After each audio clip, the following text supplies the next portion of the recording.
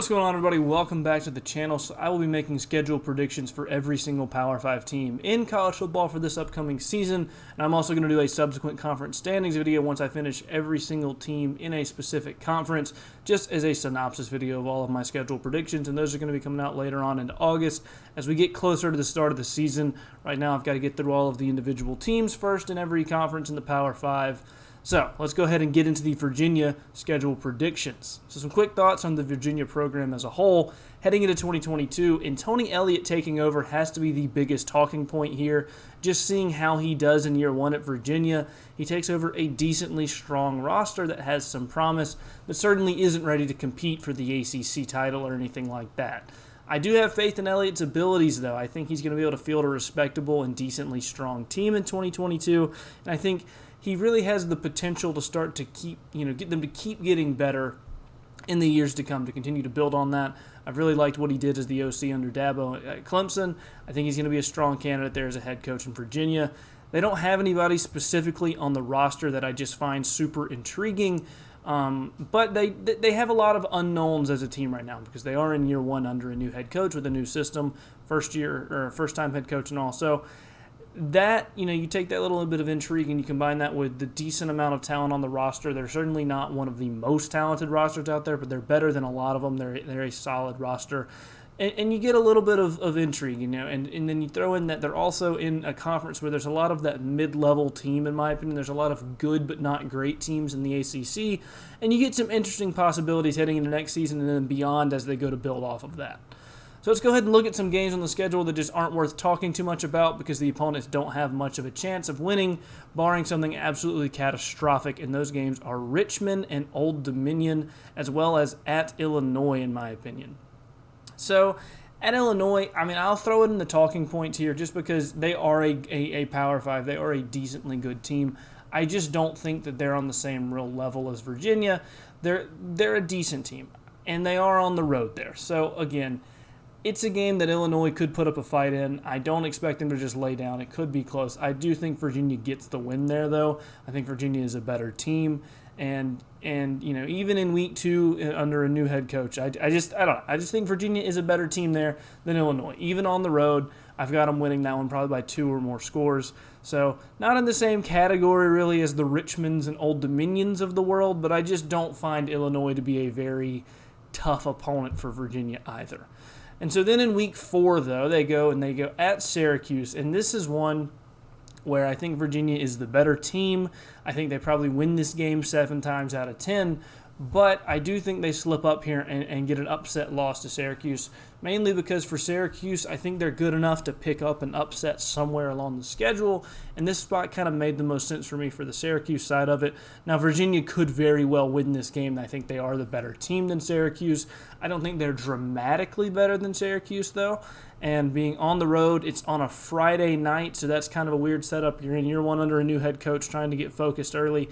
I think you could have some issues with that, especially just with the weird scheduling dynamics. And so I'm going to say Syracuse gets an upset win there in week 4 over Virginia, but another one, again, I think Virginia has a very good shot of winning, not something that you can just write off as a guaranteed loss by any means. They follow that game up with at Duke, and I just don't think Duke is good enough to get a win here. I think Virginia is probably going to win this by 2 or more scores. I don't think Duke is a very good team, and that's being kind about it, to be honest. I don't think Duke is in the same realm roster-wise as Virginia. Now, Duke could definitely give them a run here. Duke could give them a little bit of a scare and fight them hard, but I don't see them pulling off an upset win here, especially if Virginia were to lose to Syracuse. I think they would be way too focused on the task at hand here, come out to make a statement the week after. I've got Virginia winning pretty big against Duke. Then they play Louisville, and they play Louisville at home, but I don't know. This is a tough one. This is a very close game in my opinion. These teams are very similarly matched in a lot of ways. I am pretty high on Louisville. I really like their offense. I love their coaching staff. They're a little bit ahead of where Virginia is in the program rebuild at this point. And so I think Louisville probably gets the win here. It's a game that very well could go either way, though. not one that I'm incredibly confident in picking a team. I think the point spread will be really close here. Again, it is at home for Virginia as well, so you could definitely see that play a factor. I think Louisville is just a slightly better team. I like their coaching staff. Their coaching staff has been there a little bit longer than Virginia's has, so I'm going to side with Louisville to get the win there. Then they play Georgia Tech on the road on a Thursday, but they're coming off of a bye week for it as well, so it kind of makes up for the early game on a Thursday there. I think Virginia is noticeably better than Georgia Tech at this point, and as much as being on the road is normally considered a factor, being in Atlanta really isn't that big of a deal in this case. Georgia Tech doesn't have a strong home field advantage, really. And again, I think Virginia is a better team. I think they have much more talent. I think they probably win this game pretty handedly. Now, it's another one somewhat similar to Duke where you can't take it lightly. You know, it's a game where Georgia Tech could definitely give them a scare. They could push them kind of hard. But I still think that Virginia is just the better team here and that they get a win against Georgia Tech. Next game up is Miami, and they get Miami at home, but Miami, I think they're also in year one under their head coach, Cristobal, but they have a much better roster at this point than Virginia, and they have the much better quarterback of the two at this point. Miami also has an absolutely star-studded coaching staff right now with not just Cristobal, but all the way through the whole staff. They've got a lot of momentum going. I think Miami is the better team here by a wide enough margin. You throw in the quarterback edge, you throw in the coaching staff stuff as well. I think Miami gets a big win here against Virginia.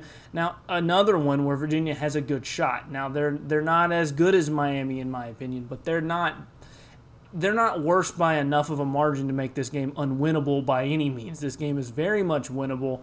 Very, very interesting to see how this one plays out too, because if Virginia could get an upset win here against Miami, it could really sort of change the direction of their season in a lot of ways. I don't think it happens, but one to keep an eye on for sure. Week after that, they host North Carolina, and in a very similar situation to the Miami situation, I think North Carolina is the better team. I think they have the better quarterback. I think they're just overall a much better roster. I really like what Mac Brown is doing. I know they had a down year last year. I think they get back on track this year. And as good as Virginia may be, they're not in the same. They're not as good as North Carolina roster-wise. Just pure roster talent speaking. Tony Elliott at this point is not nearly as proven of a head coach as Mac Brown is, and Mac Brown has been in North Carolina for a few years to really establish his culture, get his guys in. Tony Elliott's behind the eight ball on that. So even though they're at home, I'm going to have to say North Carolina gets the win there. Then they follow that up with another home game, this time against Pitt. And Pitt is a team that I think is going to be very good. They return one of the best defenses in the country, and they return everybody on it. They have an interesting guy at quarterback in Keaton Slovis in the transfer portal, and I think they're going to be a very good team. Their coaching staff has been there for a little while, and they have some intrigue around them. I don't think that they're in the same, I don't think they're on the same level as like a Clemson or something like that, but they're in that next tier right below it. I think that they're ahead of where Virginia is at this point. I think their roster is a little bit better. I think they have much more experience. Their staff has been together a lot longer. They've got a lot more continuity going. And that defense in particular, I think, is going to be a huge factor here. So another one where Virginia, I think, has a good shot in. It would be an upset win, but it's certainly one that they could pull off. I just don't think that they're going to be able to. I think Pitt gets the win there. And so then they play Coastal Carolina, and normally you just look, it's like, oh, Coastal Carolina, not a big deal, easy win. Coastal has been very, very good the last few years, and I think they're going to be very good again this upcoming year. Now, does that mean that they can go into Virginia and win? I don't think so. I think Virginia gets the win here, but it is not a game that you just look at like, oh, they're playing a G5, it's Coastal Carolina, and not a big deal.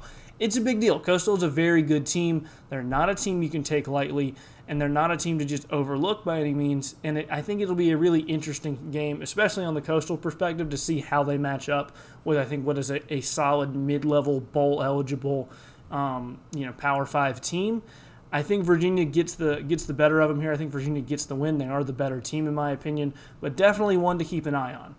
And then they end the year at Virginia Tech, and this one is two teams in very similar situations. Both have year one head coaches. Both have talented rosters, but not great rosters. And there's a lot of intrigue around both programs right now, and I think this game is going to be very interesting because of that. Now, with it being at Virginia Tech. I think that makes all of the difference in the world here. That is a very tough place to play, and being a rivalry game as well, I think that could really loom large. Assuming all other things are equal, that already gives Virginia Tech the edge. Add into that, I think Virginia Tech has a slightly better roster, just ever so slightly at this point. I'm going to go with Virginia Tech in a very close game there to end the season. Another one, a lot of these games on Virginia's schedule could go either way. Virginia is good enough to get a couple upsets along the way. This could be one of them, but I'm going to say Virginia Tech gets the win and Virginia ends their year on a loss. So that would Virginia 6-6 on the season. Now, I could very well see a 7 or even 8-win season for them, but they could also dip down into that 5-win range. So I'm going to settle on 6 wins. I think makes a lot of sense of them. They're a pretty mid-level ACC team at this point. I think the fan base should be okay with a 6-6 type of season in year one. It's not really what they want, but it's not a bad year either, especially in year one under Tony Elliott. And they're just not on the same level as the top teams in the conference at this point. Now, again, could they, mess around and get an upset win against, Miami or Pitt or North Carolina, or I don't know if Louisville is really an upset, but beat a Louisville kind of a team, not lose to Syracuse. There are a lot of things that could go their way to get them, like I said, to that 7, 8, maybe even 9 win range if things go perfectly. But I think it's much more likely that they kind of go to that middling level where things don't go perfect, but they don't go awful. They get that 6 to 7 wins. This one I have going 6 wins. I could very easily see 7 or 8. But 6-6 is where I'm going to have Virginia. Picking up an upset along the way would be great for their momentum heading into next year. It would really improve the perception around the program, so it'll be interesting to see if they can pull that off, though. Anyway, though, that'll do it for this one. Let me know down below in the comment section where you agree and or disagree with me on the Virginia schedule in 2022. Tell me what record you think they're going to have next year and who, if anybody, they're going to lose to. Also, if you've made it this far in the video, be sure to go ahead and leave a like because it does help out the channel tremendously and lets me know you guys are enjoying this kind of content. And subscribe for more college football content in the future. Like I said, I'm going to be putting out a schedule breakdown for every single Power 5 team. I have a lot more to go. I'm wrapping up the ACC soon. I've already done the SEC, and then we're moving on after that. So be on the lookout for all that in the near future. Thank you all so much for watching, and I'll see you guys next time.